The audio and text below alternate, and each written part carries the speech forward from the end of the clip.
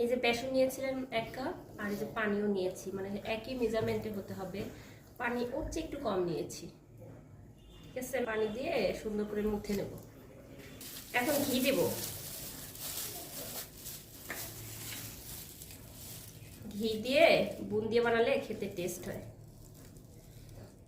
2 table চামচ ঘি দিলাম, ঠিক আছে। আমি একটু হালকা করে স্পুন দিয়ে করে নিয়ে তারপরে অল্প অল্প পানি দিয়ে সুন্দর করে মুছে নেব, কিন্তু সামান্য সামান্য পানি দিয়ে দিয়ে মুছে নেব।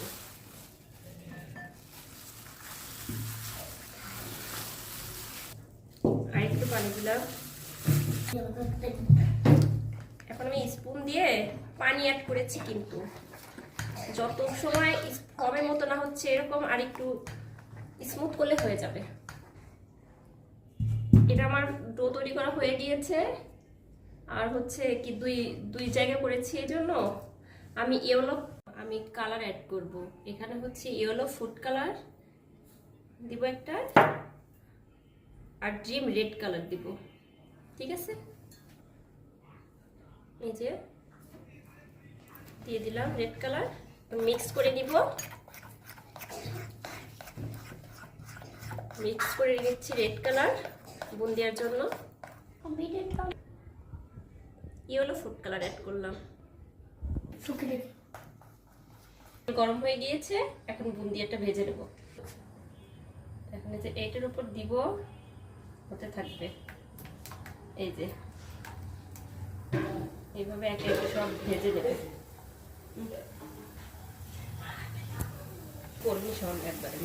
কমেন্টে কিন্তু জানাবেন কেমন হচ্ছে, অবশ্যই বলবেন। আমরা কিন্তু সবই পারি।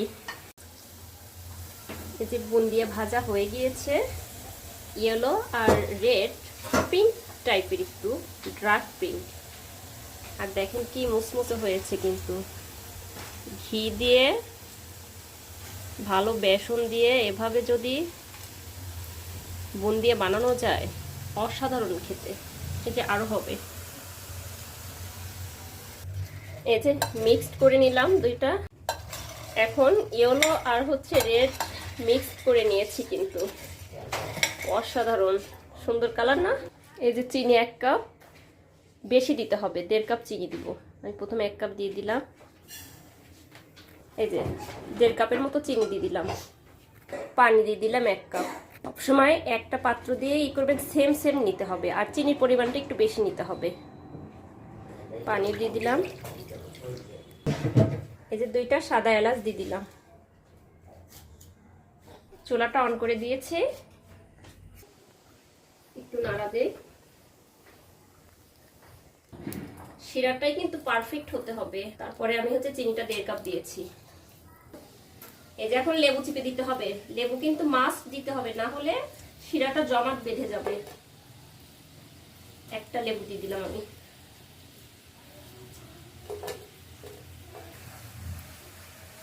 এই দেখেন, লেবু দেওয়ার পরে আর কিন্তু শিরাটা জমাট বাঁধবে না, অবশ্যই লেবু দিতে হবে।